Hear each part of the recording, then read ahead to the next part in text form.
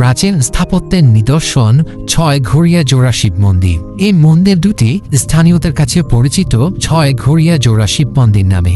ঐতিহাসিক কারুকার্যে খচিত জোড়া শিব মন্দিরটির সংস্কারের অভাবে পড়ে রয়েছে। শিব মন্দির দুইটি বর্গাকৃতির। মন্দিরের দেয়ালে বৈচিত্র্যময় শিকারের ঐতিহ্য টেরাকাটা খচিত নকশা রয়েছে। ফুল, লতাপাতা, পরী, বাদক, অশ্বারোহী, হস্তি আরোহী, দেবদেবী সহ নানা শিল্পকর্মের দেখা মেলে দেয়ালে নকশায়।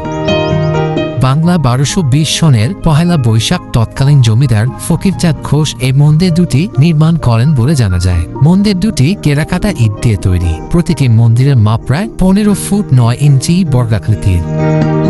কয়েক বছর আগে মন্দিরগুলো পরিত্যক্ত অবস্থায় থাকলেও বর্তমানে টেরাকাটার দৃষ্টিনন্দন শিল্পকর্ম দেখতে প্রতি বছর অনেক দর্শনার্থী ছুটে আসেন ছয় ঘড়িয়ায়। পূজা অর্চনা সহ নানা ধরনের মানত করেন তারা। অনেকের মনোবাসনা পূরণ হয় বলে জানান পুরোহিত ও পূজার্থীরা। প্রতি বছর 28 ও 29 চৈত্র এই জোড়া শিব মন্দিরে মানব জাতির কল্যাণে পূজা আয়োজন করা হয়। আমাদের এই পুরাতন শিব মন্দির, এখানে বহু জায়গা থেকে পূজা অর্চনার জন্য মানুষ আসে। আবার এখানে অনেক কিছু মানত করা হয়। এই যে সেদিন এখানে এসেছে সব পুজো দিতে, মানত ছিল।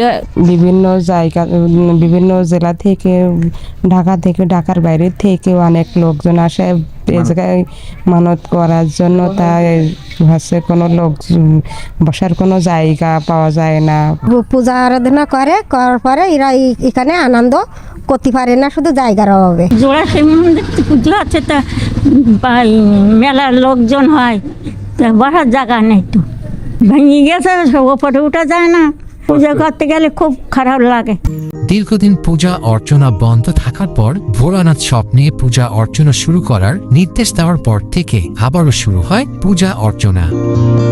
সাতক্ষীরা জেলা শহর থেকে মাত্র 6 কিলোমিটার দূরত্বে ঝাউডাঙ্গা ইউনিয়নের ছয় ঘড়িয়া গ্রামে অবস্থিত প্রাচীন স্থাপত্যের নিদর্শন ছয় ঘড়িয়া জোড়া শিব মন্দির। এটি বাংলাদেশের প্রত্নতাত্ত্বিক স্থাপনার অন্তর্ভুক্ত হলেও ঐতিহাসিক কারুকার্য রক্ষায় কেউ এখনো এগিয়ে আসেনি।